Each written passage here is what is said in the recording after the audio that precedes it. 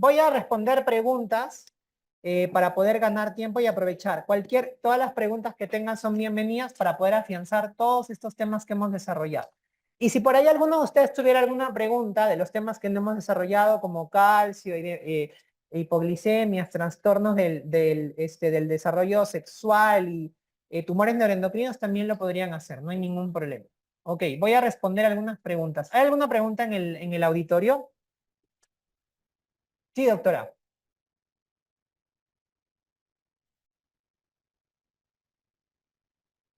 Ujú.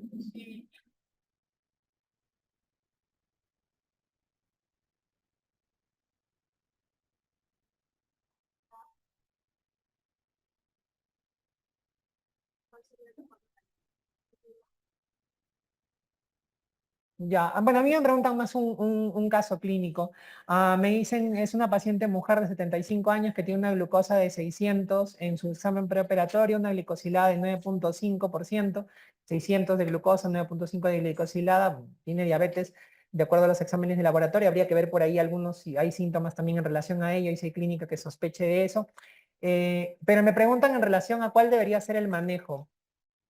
Por la característica de la hiperglicemia, sí, la insulina podría ser una opción. De hecho, utilizas insulina por un tiempo y luego podrías pasar a antidiabéticos orales.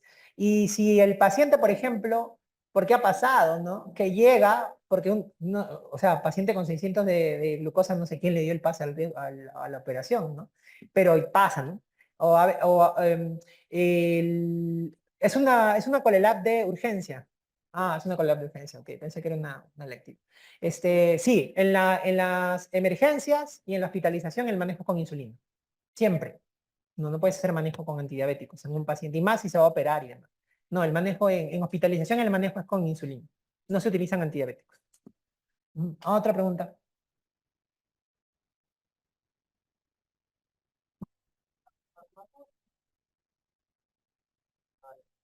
Me preguntan acerca de un microprolactinoma, si siempre tengo que usar agonistas dopaminérgicos.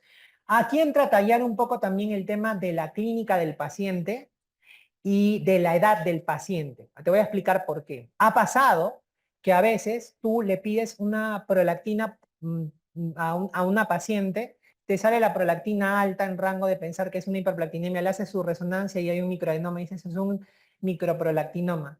Pero la paciente no tiene tanta sintomatología, no hay galactorrea, el trastorno de la regularidad menstrual no es tan marcado, pero hay. Entonces algunas guías dicen que tal vez en esos casos, por ejemplo, ¿no? Que el paciente no está muy sintomático, se podría hacer como que observación porque el paciente no está sintomático. También, por ejemplo, en pacientes que hay hiperprolactinemias o prolactinomas, que ya la paciente pasó la edad fértil, o sea, ya no está arreglando, tiene, no sé, 55, 65 años, también algunos postulan de que podría dejarse observación y hacer el seguimiento, porque no necesariamente va a implicar que esa tumoración vaya a incrementar. Pero en la mayor parte de casos, la mayoría va a tratamiento médico. Ujú.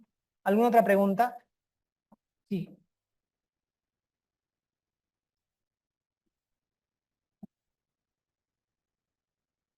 Ujú.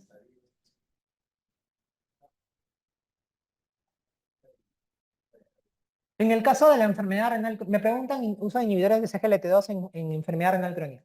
En enfermedad renal crónica está comprobado su efecto o lo podemos utilizar cuando la filtración glomerular está entre 20 y 60. Menos de 20 no vale la pena. ¿Y por qué a partir de 60? Porque pues a partir de 60 empieza la definición de enfermedad renal crónica para hacer vigilancia, ¿no? Entonces, entre 20 y 60 es un buen parámetro para utilizar el inhibidor CGLT2. A veces no hay filtración glomerular menor de 60, pero a veces hay albuminuria. Entonces, si hay microalbuminuria o macroalbuminuria, también se puede utilizar el inhibidor CGLT2. Ayuda mucho. En el caso de la falla cardíaca, la falla cardíaca se puede utilizar como un tratamiento asociado también. Se ve mucho que los pacientes con diabetes hacen insuficiencia cardíaca o falla cardíaca con fracción de eyección preservada. Se ve mucho de ello. Y ahí los inhibidores de CGLT2 ayudan mucho. Entonces, forma parte también del tratamiento, porque reduce el riesgo de hospitalizaciones por descompensación de falla cardíaca. Ok, me preguntan aquí en el chat, para tomar glucosa al azar, ¿debe estar presente toda la clínica, las 4P? Porque en la primera pregunta solo tenía dos. Sí, deben ser clínica cardinal, las 4P. Deberían estar las 4P. Objetivos metabólicos en un paciente con resistencia a la insulina. Ya, lo que pasa es que esto es un poco complejo porque en la resistencia a la insulina, per se, puede tener varias, el paciente puede tener varias alteraciones asociadas a la resistencia a la insulina que enmarcan el síndrome metabólico. Entonces yo tendría que buscar que la glucosa del paciente esté normal, o sea menos de 100, que los triglicéridos sean menos de 150, que el HDL esté por encima del valor, más de 40, más de 50 en una mujer, que haya una reducción del perímetro abdominal sobre el valor para hablar de obesidad abdominal y que la presión arterial esté controlada. O sea, si tú me preguntas un paciente con resistencia a la insulina nada más, yo te respondería a ello, ¿no? En eso tendría que basarme como objetivos tangibles en la clínica del paciente. También se puede medir insulina y glucosa y hacer un índice que se llama el índice de OMA para poder ver, y eso también te podría servir como parámetro, pero recuerden que el OMA solo sirve en pacientes que tienen sobrepeso y obesidad. Hay algunos pacientes que tienen resistencia a la insulina, no tienen sobrepeso, por ejemplo, se ve mucho en síndrome de ovario poliquístico, ahí el OMA como que no ayuda mucho también, entonces es un poquito complejo ahí el seguimiento. Manifestaciones clínicas como náuseas, vómitos, dolor abdominal, polidipsia, poliuria en una paciente diabética. El diagnóstico es respuesta de CAT, pero ¿por qué no hiperglicemia? Bueno, ahí tendría que ver más en contexto el caso clínico. En la situación, la hiperglicemia sola puede ser asintomática. De hecho, muchos pacientes pueden llegar asintomáticos o pueden llegar con síntomas, pero asociados a las complicaciones de la diabetes, como por ejemplo que haya, se sospeche de un síndrome coronario agudo o que sospeche de un ACV, etc. Pero cuando ya te ponen en la clínica dolor abdominal, náuseas, vómitos, deshidratación, trastorno del sensorio, respiración de Kussmaul, aliento cetónico, eso orienta mucho más a un CAT. Pero ahí habría que verificar siempre con el examen de laboratorio. O sea, no porque me llegue esa paciente así yo digo cetoacidosis ya de una vez. No, tendría que hacerle un ABI, un examen de orina. Mujer de 55 años que tiene diabetes, que está con metformina y sitagliptina, sus controles basales son de 110 a 140. Ya, esta pregunta es... Sí, esta pregunta es, ¿qué hacer con un paciente que tiene dos antidiabéticos y tiene un mal control glicémico? ¿No? Porque aquí dice que la glucosa en ayunas está en 170 y 200 y la glicosilada está en 8.5, que no está en metas, porque debería ser menos de 130 la glucosa en ayunas y la glicosilada debería ser menos de 7 por lo menos.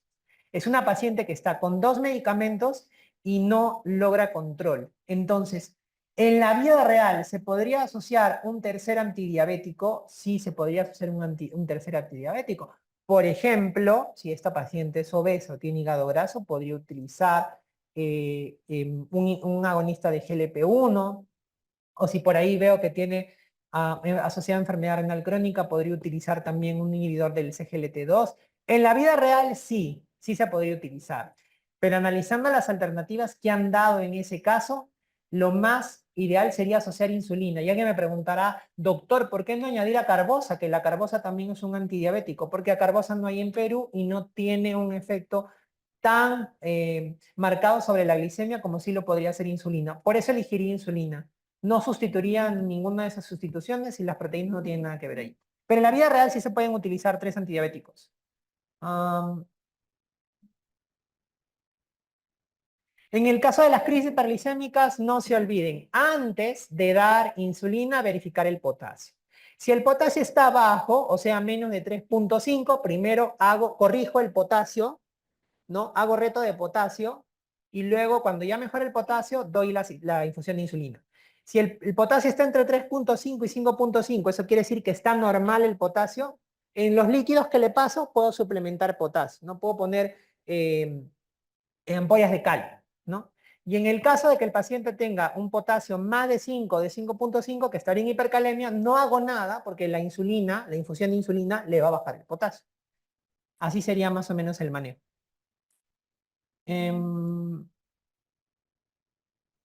Darle corticoides a un paciente con infección y crisis adenal no disminuye la respuesta inmune a la infección. No necesariamente. Lo que pasa es que aquí tú no le estás dando corticoide al paciente, a un paciente que ya fabrica normalmente corticoides, sino es un paciente que no tiene nada. Ahora, si tú me dices, doctor, a mí, yo no tengo insuficiencia suprarrenal, dame corticoides, puede disminuir la respuesta inmune, sí, porque te estoy dando corticoides de más. Pero en este caso no. En este caso lo que estoy haciendo es darle lo que le falta al paciente para soportar o para sobrellevar el estrés. Em,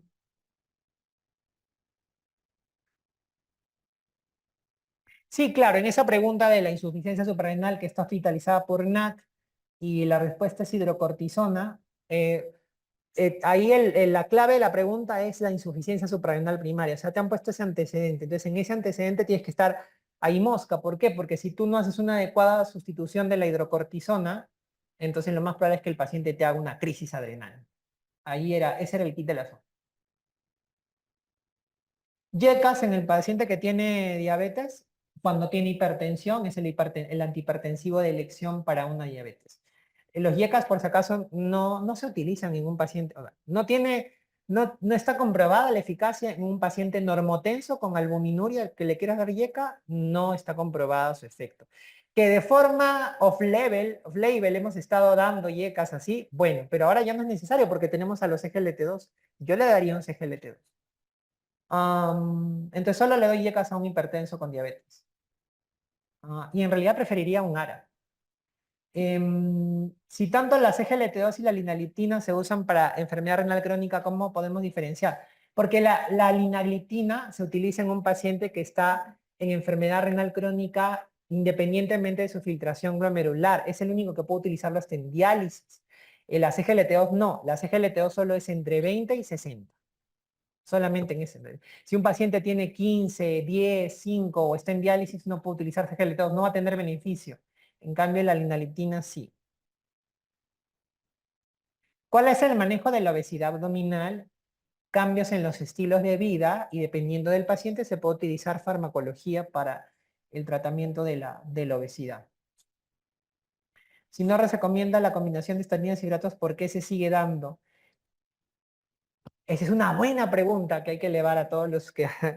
No, es que es muy complejo esto, la verdad, pero bueno, eso es algo que tiene que cambiarse. Sí se puede asociar estatinas con fibratos, sí se puede asociar, pero no con un genfibrosilo. Entonces la pregunta no sería por qué se sigue utilizando, por qué se sigue dando esta combinación, sino por qué se asocia con genfibrosilo y en los hospitales no hay otro fibrato que sea genfibrosilo. Esa es la pregunta, pero sí las puedes combinar y de hecho como aquí mismo me preguntas, hay pastillas que los combinan. Sí se pueden dar combinados, pero hay que tener cuidado en el paciente que lo das, el tiempo que lo das.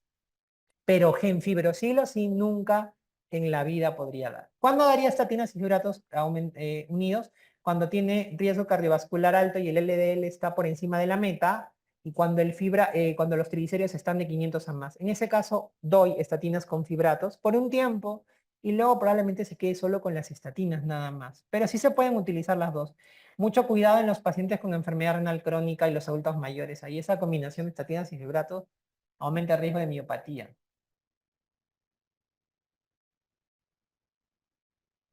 Si te estoy en una posta que mi paciente tiene una glucosa en ayunas en 120 y no tengo tolerancia oral a la glucosa, ¿qué podría hacer? Tendrías que referirlo para que le hagan una tolerancia, eso sería lo ideal. Pero si me hablas ya un poco de la parte social y demás, pues repetiría una segunda glucosa en ayunas para ver cómo está. Si me sale en rango de prediabetes, me voy con todo al manejo de la prediabetes para disminuir su riesgo y lo convenzo como sea que tiene que hacerle una referencia para una evaluación por medicina interna, por alguien para que tenga una mayor evaluación. Pero lo ideal sería preferirlo para tolerancia. Metas de glucosa en el tratamiento de diabetes. Glucosa en ayunas entre 80 y 130, hemoglobina glicosilada menos de 7% y glucosa postprandial, o sea, 2 horas post comidas, menos de 180. El único ADO en RCO diálisis, linagliptina. Linagliptina es el único. En las insuficiencias suprarrenales siempre el cortisol va a estar bajo. O sea, en todos los tipos de insuficiencia suprarrenal el cortisol va a estar bajo. La única diferencia es que en el primario la ACTH va a estar alta, en cambio en el secundario y en el terciario la ACTH va a estar baja o normal. Anormalmente normal, porque no debería estar normal. La diferencia está en la CTH, para hacer la diferenciación entre un primario y un secundario y terciario.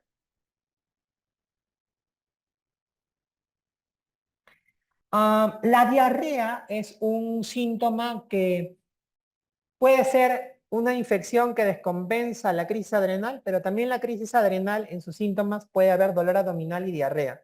Sí podría ser que hayan puesto la diarrea como una manifestación de la crisis suprarrenal, pero no es una manifestación que siempre lo vas a ver. El estado mixto requiere que se cumplan todos los criterios laboratoriales del CAT y del estado hiperosmolar hiperglicémico. Esa pregunta que se hizo, que no pusieron la cetonemia o la cetonuria, fue lo que hizo que mucha gente empezara a decir, no, porque es un mixto, si no hay cetonas y demás, ¿no? Pero en la vida real sí, se requieren que estén todos los criterios laboratoriales de CAT y de estado hiperosmolar para poder hacer el diagnóstico. No, en el estado hiperosmolar hiperglicémico no hay criterios de severidad, solamente es en el CAT. En el estado hiperosmolar hiperglicémico lo que te va a dar la severidad es la osmolaridad. Mientras más alta es la osmolaridad plasmática, más severa es el estado hiperosmolar hiperglicémico. ¿En qué pacientes daría tratamiento si tiene triglicéridos menos de 500, o sea, entre 150 y 500, si tiene otros factores de riesgo cardiovascular asociados? Entonces, si el paciente es un paciente de alto riesgo cardiovascular, sí podría dar tratamiento con fibratos. ¿En qué caso la respuesta de tratamiento de CIFAP serían baptanes? Cuando no responde a la restricción hídrica o cuando no se puede hacer restricción hídrica. Metformina se toma después de las comidas para que no cause molestias gastrointestinales. Glibenclamida antes de las comidas, generalmente una media hora antes, porque para que esté de acuerdo con el inicio de acción de la glibenclamida. La retinopatía diabética, ¿qué fármacos son más adecuados? Es que no hay un fármaco que mejore la retinopatía diabética, lamentablemente, o sea, como sucede tal vez con otras complicaciones. En retinopatía diabética es que el endocrinólogo, el médico internista, el médico de familia, el médico general, se encargue de manejar, controlar bien la glucosa del paciente, que puede ser que necesite algo más que metformina, y que el oftalmólogo vea si es necesario algo adicional para esa retinopatía diabética. Pero no hay ningún fármaco, como sucede con los SGLT2 o con los GLP-1, que te diga, sí, este es para retinopatía diabética, dalo de elección. No, no hay. ¿No? Lo único que sí te diría es, si vas a utilizar insulina, fíjate que el paciente tenga buena visión, sino que lo ayude un familiar. Los hemoglucotests para controlar nada más rápidamente al paciente la glucosa. Son una forma de ver rápidamente la glucosa. No, el tratamiento de obesidad sigue siendo el mismo, es cambio de estilo de vida, tratamiento farmacológico y cirugía bariátrica. Am, Siempre la primera hidratación en el CAD, a pesar del sodio, es suero fisiológico. Siempre, siempre, siempre, siempre. Luego la segunda ya va a depender del valor del sodio. Pero siempre la primera es suero fisiológico. ¿Cuál es la dosis de calcio en pacientes con cirugía total de tiroides? Depende de si tiene, de por qué fue la cirugía, si se llevaron las paratiroides, cuánto está el calcio sérico, de muchos factores. No, no podría dar una dosis exacta. ¿Qué antihipertensivo no se debería combinar con hipolipemiantes? De momento no se me ocurre ningún antihipertensivo que no combinar con hipolipemiantes por algún motivo en especial. La hidroclorotiazida, más por la hiperglicemia. Pero no afecta tanto, ¿eh? No, no he visto yo o sea, hay pacientes con hipertrigliceridemia, pero no afecta tanto, no es un efecto. En hiperglicemia sí. Si el paciente tiene hepatopatía y presenta dislipidemia mixta, predomina hipercolesterolemia, se podría indicar estatinas. Sí, es solamente siempre y cuando las transaminasas no estén por encima de 3 veces el valor límite superior normal. Si las transaminasas están por encima de 3 veces el valor del límite superior normal, la guía te dice que no debería utilizarse estatinas, pero en la práctica real depende. Porque, por ejemplo, hay pacientes que tienen transaminasas muy elevadas y tienen hígado graso, y ahí, por ejemplo, hemos dado estatinas sin mayor problema, incluso con la misma autorización del gastro y haciendo seguimiento. Pero siendo yéndome por las guías sería eso. Transaminasas más de 3 veces el límite superior normal, en teoría no se deberían dar estatinas. Enfermedad cardiovascular es infarto, enfermedad coronaria, que puede ser angina, cualquier tipo de angina o infarto agudo de miocardio, enfermedad cerebrovascular, o sea, ACVs, y enfermedad arterial periférica. Esas tres son enfermedad cardiovascular. Por primera vez han preguntado severidad del K del año pasado, no han preguntado antes, pero bueno, sería bueno que de todas maneras lo tengan mapeado. Si tengo un paciente con glucosa en 180 y 120, sí, la metformina se puede utilizar en algunos pacientes que tienen prediabetes, porque estas glucosas están en prediabetes, pero depende mucho del paciente. Metformina en prediabetes está indicado en pacientes que son jóvenes, usualmente son pacientes que son menores de 60 años. En adultos mayores se podría utilizar en algunos casos, pero no hay tanta evidencia. Pacientes que tienen IMC de 35 a más, pacientes mujeres con antecedente de diabetes mellitus gestacional, glucosa en ayunas mayor o igual a 110 y hemoglobina glicosilada mayor o igual a 6%. Entonces sí se podría utilizar metformina en este caso, pero igual habría que ver otros factores también ahí en el paciente. Diferencia de hemoglucotés con glicemia en sangre, más o menos unos 20 miligramos por decilitro. Esa es la diferencia entre hemoglucotés y glicemia. Si en el CAT tienes parámetros que no coinciden, siempre va a mandar el parámetro que está más alterado. El parámetro que está más alterado va a mandar y va a dar la severidad. Efectos secundarios de las agonistas de GLP-1, gastrointestinales, náuseas, vómitos, meteorismo, estreñimiento. Cefalea también pueden dar. Ah, en el CIJAT, el trastorno del sensorio sería por la hiponatremia. Es un síntoma de la hiponatremia.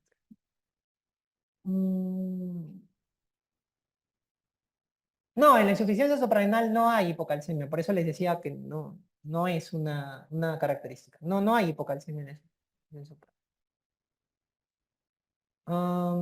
¿Cuáles serían las indicaciones de cirugía en prolactinoma? Sí lo dije, cuando hay falla a los agonistas dopaminérgicos o cuando hay intolerancia a los agonistas dopaminérgicos o cuando hay infarto hipoficiario. No, el tamaño no importa. Yo puedo tener un macroprolactinoma, o sea, un prolactinoma que mida 5 centímetros y le puedo dar agonistas dopaminérgicos. El tamaño no importa tanto. Ah, tienen que ser las 4 Ps para la glicemia al azar, sí, tienen que tener la clínica cardinal clásica inequívoca.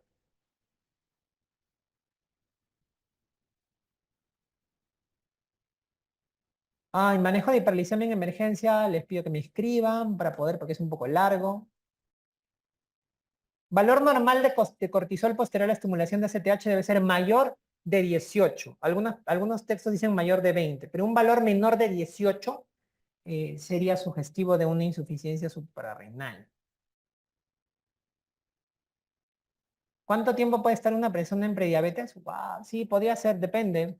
Sí podría estar varios años, no hay un tiempo determinado para pasar a diabetes. Y sí hay complicaciones derivadas de la hiperglicemia en la prediabetes. O sea, hay neuropatía en la prediabetes, puede haber nefropatía en la prediabetes, puede haber retinopatía en la prediabetes. Sí, sí puede haber complicaciones microvasculares en la prediabetes.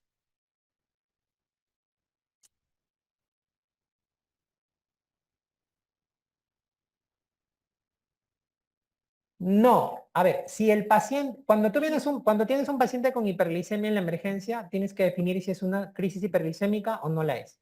Si es una crisis hiperglicémica, entonces actúas como te he mencionado.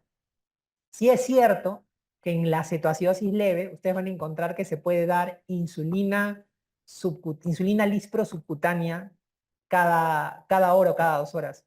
Sí, existe ese manejo también. Pero ustedes métanse en la cabeza que si el paciente tiene un CAT, el paciente tiene que seguir todo el tratamiento tal cual es indicado. Ahora, si el paciente tiene hiperglicemia en la emergencia y no tiene una crisis hiperglicémica, entonces ahí sí el manejo es un poco diferente porque puede ser la hidratación, puede ser dar insulina cristalina de forma subcutánea. Ahora, tú tienes que, ahí para tú decir, doctor, ¿será un CAD o no será un CAD? ¿Será un estado hiperosmolar hiperglicémico? No. Te guías un poco de la clínica, pero si tienes dudas, le haces AGA y electrolitos. Claro, tú vas a ver en la emergencia, viendo un paciente que dice, doctor, me han derivado de consultorio porque tengo la glucosa en 400. Y tú lo ves y el señor, su presión está bien, está tranquilo. Señor, ¿tiene algo? Poquito dolor de cabeza. Entonces eso no parece no tiene clínica de CAP. No hay trastorno de sensorio, no hay deshidratación, no hay nada. Entonces, por eso ves que ahí no le pedimos a electrolitos, porque lo más probable es que sea una hiperglicemia nada más descompensada. Pero si tienes dudas, le pides su AVA y su electrolito.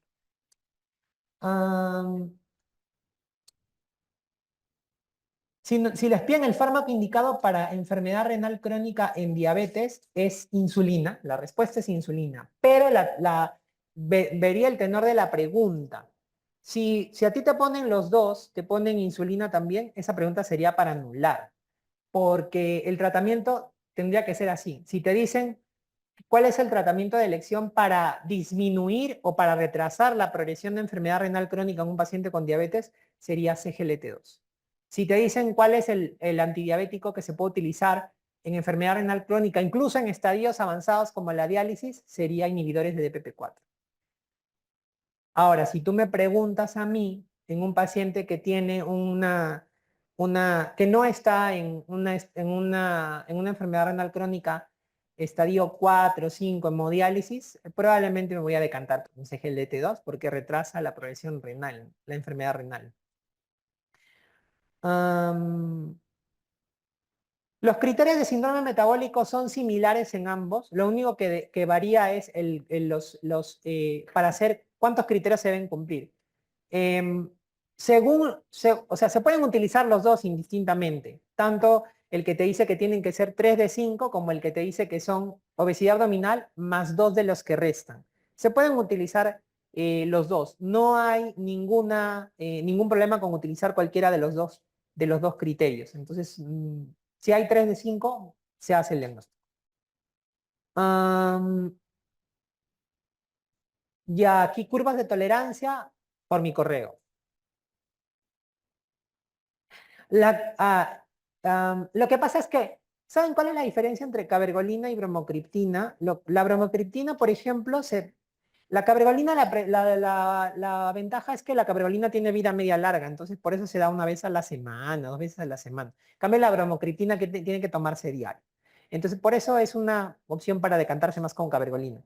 En el caso de bromocriptina da más efectos adversos que suelen ser gastrointestinales, tipo náuseas, vómitos. También se prefiere por eso más la cabergolina, ¿no? Ahora, la bromocriptina tiene, o se dice que se puede utilizar durante la gestación porque tiene más estudios que hablan de la seguridad. Si es que se tuviera que dar un agonista dopaminérgico durante la gestación, ¿no?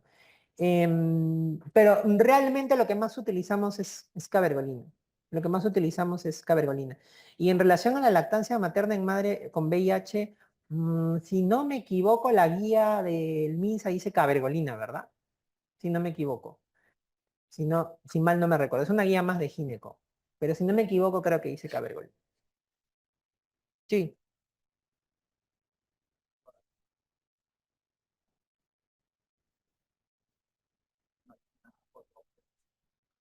Sí, si el paciente no tolera estatinas, pueden utilizar ezetimibe. Ezetimibe es un inhibidor o inhibe la absorción intestinal del colesterol. Ezetimibe. Ezetimibe. Se puede utilizar ezetimibe. También hay combinados, ezetimibe con estatina. Y a veces cuando sabes que el paciente puede tener riesgo de eso, das combinados. Hay medicamentos que vienen 2 en 1. Ezetimibe más atorvastatina, más simvastatina, rosuvastatina. Se pueden dar 2 en 1. Ya, muy bien, listo. Entonces, quedaría pendiente las clases o las diapositivas restantes.